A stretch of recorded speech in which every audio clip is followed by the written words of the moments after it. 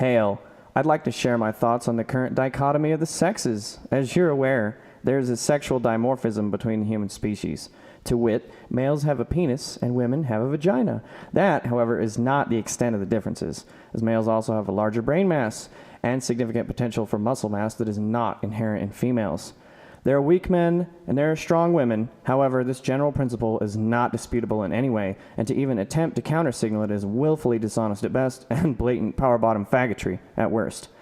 The hormones of men and women are also different, marked by two primary hormones, estrogen and testosterone. Sex dictates the production and levels of each within the body, and you'll find that limited quantity produced in the adrenal gland and ovaries of females is dwarfed by the nearly limitless quantities from the testes of males. If testosterone is the stress hormone's cortisol's counterbalance, and arguably some levels of both are healthy for a male, then we can deduce that men are designed to be subject to distress in the natural course of a lifetime. The opposite can be inferred about women, as when the adrenal gland's supply of testosterone is used up in a high-stress situation, adrenaline begins to dump into the system instead, which will typically, it'll trigger an intense response. Fainting, shrieking, hysterics, fight or flight type reactions, shit like that. Based on this knowledge, some level of work and stress that would be fine and normal for men would have adverse effects on a woman's health to the point where it would be possible that, given the context and profession of this hypothetical, others may be injured or killed out of inability to handle the conditions of the task. The unfounded belief that women and men should be equal versus the reality of equality of outcomes would thereby dictate that certain careers are not viable or healthy for women to pursue. Heresy, I know, but let's look at these facts. Despite the extraordinary differences in environment between the jobs often associated with the sexes, women suffer infinitely more than men, even in ideal scenarios. Despite often having highly sanitary, climate-controlled, indoor, and usually highly sedentary positions, which are very low stress indeed, you'll find career women suffer from arthritis, colds and sickness, loss of bone density, depression, and other mental issues as well. Given these facts, it's quite obvious that even the most benign jobs in the workforce seem to be a net negative to the overall health and quality of life of a woman. Recognize that there are outliers in all this. There's always exceptions to this rule, and I know a few myself, and I'm sure that you do as well. However, the overwhelming statistical body of evidence does not support the idea that a woman will be more fulfilled in having a career over choosing to be a homemaker. In fact, interviews with many women of various status has actually shown that the woman who chose the family-oriented lifestyle feels more satisfied and has a greater quality of life, especially in the later years. Pay attention, ladies, as this is literally what you have to look forward to.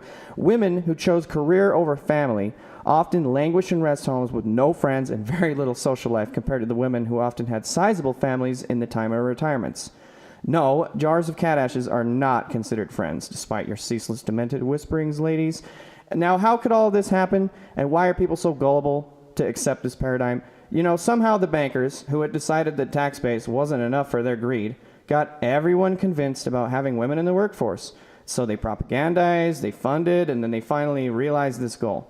By effectively doubling the workforce, you halve the price of labor, thus reducing the number of men who will reproduce because they won't be able to afford to have a family, and leading to the conditions of the society you have today, which makes politicians want more immigration to keep the scheme alive. My honest solution to all this mess, besides out-and-out thought patrol and changing the abysmally lacking culture that is coming from a select group of media-owning tribals, is to have a sort of test issued at 18 when you go to claim your right to vote. The test will include a physical portion and an IQ portion. Your results will decide which course your future takes, whether it's higher education in a highly specialized discipline, immediate hands-on apprenticeship to an important vital professional in the field, or conversely straight to the potato farm, you filthy peasant, and here's a cash bonus if you get sterilized on your way out. If your net contribution to society dictated your right to vote, there would be a lot less fuckery afoot today.